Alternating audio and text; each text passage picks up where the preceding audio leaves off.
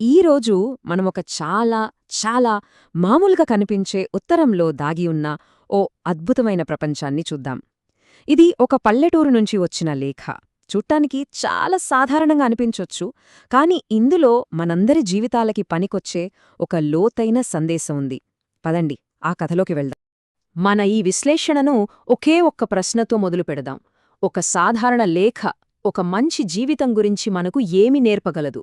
ఈ మొత్తం ప్రయాణంలో మనకు దారి చూపేది ఈ ప్రశ్నే. ఈ ఉత్తరంలోని ప్రతి పదాన్ని జాగ్రత్తగా పరిశీలిస్తూ దీనికి సమాధానాన్ని వెతుకుదాం. సరే అయితే ఇంకా ఆ ఉత్తరాన్ని తెరిచి చూద్దామా? ప్రతి కథలాగే దీనికి కూడా ఒక ఆరంభముంది. ఆ మొదటి మాటల వెనుక ఉన్న అసలైన భావమేంటో తెలుసుకుందాం. ఈ పదాలు గమనించండి. ప్రియమైన మామయ్యగారికి నమస్కారం. ఇది కేవలం పలకరింపు కాదు, చూశారా? అదొక ఆప్యాయత, గౌరవం నిండిన బంధానికి గుర్తు. ఆ వెంటనే మేం అందరం బాగున్నాము, మీరు ఎలా ఉన్నారు అని అడగడంలో అవతలి వారి పట్ల ఎంత శ్రద్ధ ఉందో మనకు స్పష్టంగా అర్థమవుతుంది. ఇక్కడ మనం గమనించాల్సిన ముఖ్య విషయమేంటంటే, ఈ లేఖ నేరుగా వార్తలతో మొదలవలేదు, ఆప్యాయతతో మొదలైంది. అంటే ఇక్కడ మొదటి ప్రాధాన్యత విషయానికి కాదు, మనుషుల మధ్య ఉండే అనుబంధానికి. ఆ పలకరింపుల తరువాత ఇప్పుడు ఆ పిల్లవాడు మనల్ని తన ప్రపంచంలోకి చేయి పట్టుకుని తీసుకెళుతున్నాడు.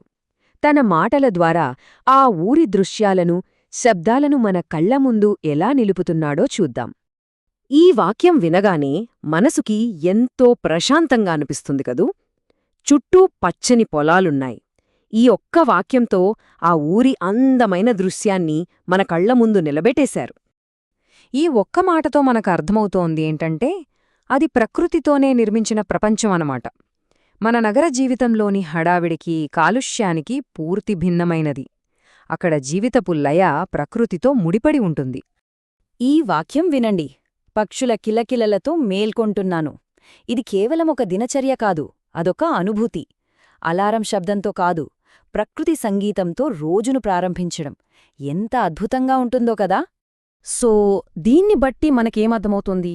అక్కడ జీవితాన్ని నడిపించేది గడియారములుగాదు, ప్రకృతి పిలుపు, సూర్యోదయం, పక్షుల కిలకిలలు, అదే వారి దినచర్యకు ఆధారమనమాట. సరే, ఆ అందమైన బయటి ప్రపంచం నుండి ఇప్పుడు ఆ ఇంటి లోపలికి అడుగు పెడదాం. ఆ కుటుంబానికి గుండెలాంటి తాతయ్య, నానమ్మల పాత్రను ఒకసారి పరిశీలిద్దాం. మొదటగా తాతయ్య. ఆయన ఒక స్థిరమైన సంప్రదాయానికి, జ్ఞానానికి ప్రతీకలాంటివారు.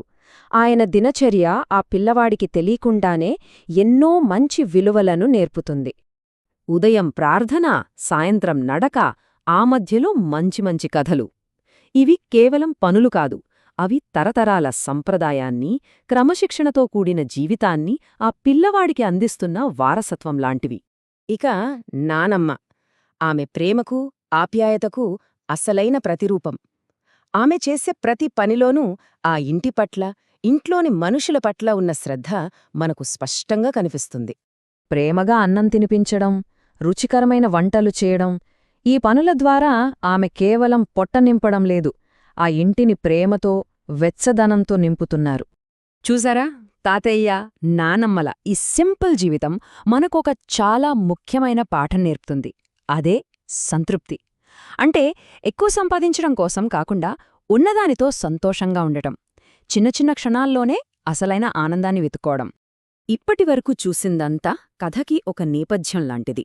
ఇప్పుడు మనం ఈ ఉత్తరం యొక్క గుండె చప్పుడు వినబోతున్నాం.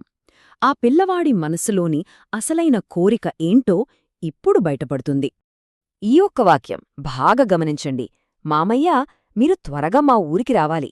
ఎంత సింపుల్గా ఉంది కదూ, కాని దీని వెనకున్న భావోద్వేగం చాలా చాలా లోతైనది. అసలీ ఉత్తరం రాయడానికి ముఖ్య ఉద్దేశమిదే. ఇది కేవలం రండి అని పిలవడం కాదు, నేను అనుభవిస్తున్న ఈ ప్రశాంతమైన జీవితాన్ని, ఈ ఆనందాన్ని మీరు కూడా వచ్చి చూడాలి, నాతో పంచుకోవాలి అని మనస్ఫూర్తిగా అడగడం.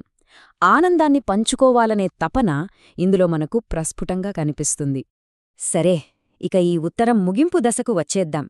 ఇంతకీ ఈ చిన్న ఉత్తరం మన జీవితాలకు అందించే పెద్ద పాఠం ఏమిటి? దీని నుండి మనం నేర్చుకోవలసిన శాశ్వతమైన సందేశం ఏంటి? ఆ అభ్యర్థన తర్వాత వచ్చే ఈ వాక్యం చూడండి. మేమందరం కలిసి సంతోషంగా ఉండాలి. అంటే ఆనందం అనేది ఒంటరిగా అనుభవించేది కాదు, అందరితో కలిసి పంచుకున్నప్పుడే దానికి అసలైన సార్థకత అని ఈ వాక్యం చెబుతోంది. అంతే. చివరికి ఈ ఉత్తరం మనకు చెప్పే సత్యం ఇదే. నిజమైన ఆనందం సంపదలోనో విజయాల్లోనో దొరకదు. అది మన ప్రియమైన వారితో కలిసి గడిపే ఆ చిన్న చిన్న అమూల్యమైన క్షణాలలోనే దాగి ఉంటుంది. కాబట్టి ఈ విశ్లేషణను ముగించే ముందు మనందరం వేసుకోవాల్సిన ప్రశ్న ఒకటుంది. మన జీవితంలో ఆనందం కోసం ఎక్కడెక్కడో పరుగులు పెడుతున్నాం కదా, మరి ఈ క్రమంలో ఈ లేఖలో చెప్పినటువంటి చిన్న చిన్న సరళమైన అనుబంధాలను మనమెక్కడైనా నిర్లక్ష్యం చేస్తున్నామా? ఒక్కసారి ఆలోచిద్దాం.